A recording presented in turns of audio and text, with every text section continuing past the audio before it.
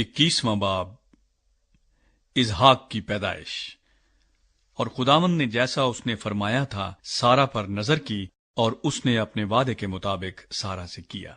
सो सारा हामिला हुई और अब्राहम के लिए उसके बुढ़ापे में उसी मुअय्यन वक्त पर जिसका जिक्र खुदा ने उससे किया था उसके बेटा हुआ।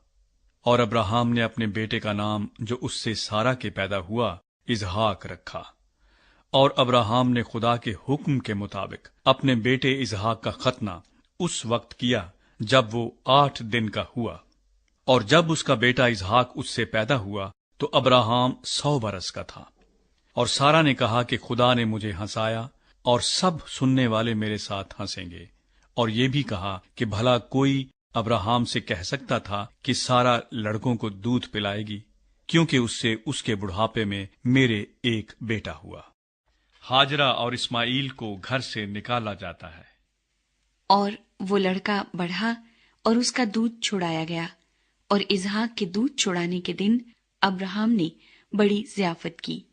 और सारा ने देखा कि हाजरा मिस्री का बेटा जो उसके अब्राहम से हुआ था ठट्ठे मारता है। तब उसने अब्राहम से कहा कि इस लौंडी को और उसके बेटे को निकाल दे, क्योंकि इस लौंडी का बेटा मेरे बेटे इसहाक के साथ वारिस न होगा।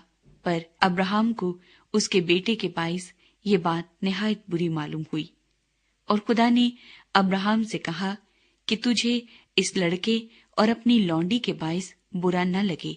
जो कुछ सारा तुझसे कहती है तू उसकी बात मान, क्योंकि इसहाक से तेरी नस्ल का नाम चलेगा, और इस लौंडी के बेटे से भी मैं एक कौम पैदा करूंगा, इसलिए कि वो तेरी नस्ल है।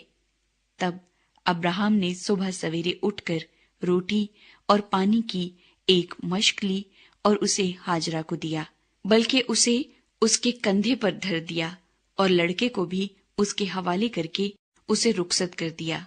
सो वो चली गई और बीर सबा के बियाबान में आवारा फिरने लगी। और जब मश्क का पानी खत्म हो गया तो उसने लड़के को एक झाड़ी के नीचे डाल दिया, और आप उसके मुकाबिल एक तीर के टप्पे पर दूर जा बैठी और कहने लगी कि मैं इस लड़के का मरना तो न देखूं। सो वो उसके मुकाबिल बैठ गई और चिल्ला चिल्ला कर रोने लगी। और खुदा ने उस लड़के की आवाज सुनी, और खुदा के फरिश्ते ने आसमान से हाजरा को पुकारा और उससे कहा, ऐ हाजरा, तुझको क्या हुआ? मत डर, क्योंकि खुदा ने उस जगह से जहां लड़का पड़ा है उसकी आवाज सुन ली है। उठ और लड़के को उठा और उसे अपने हाथ से संभाल, क्योंकि मैं उसको एक बड़ी कौम बनाऊंगा। फिर खुदा ने उसकी आंखें खोली और उसने पानी का एक कुआं देखा और जाकर मश्क को पानी से भर लिया और लड़के को पिलाया। और खुदा उस लड़के के साथ था, और वो बड़ा हुआ और बियाबान में रहने लगा और तीर अंदाज बना। और वो फारान के बियाबान में रहता था, और उसकी माँ ने मुल्के मिस्र से उसके लिए बीवी ली।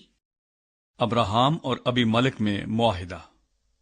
फिर उस वक्त यूं हुआ कि अबीमलेक और उसके लश्कर के सरदार फीकुल ने अब्राहम से कहा कि हर काम में जो तू करता है खुदा तेरे साथ है, इसलिए तू अब मुझसे खुदा की कसम खा कि तू ना मुझसे, ना मेरे बेटे से और ना मेरे पोते से दगा करेगा, बल्कि जो मेहरबानी मैंने तुझ पर की है वैसी ही तू भी मुझ पर और इस मुल्क पर जिसमें तूने कयाम किया है करेगा। तब अब्राहम ने कहा, मैं कसम खाऊंगा।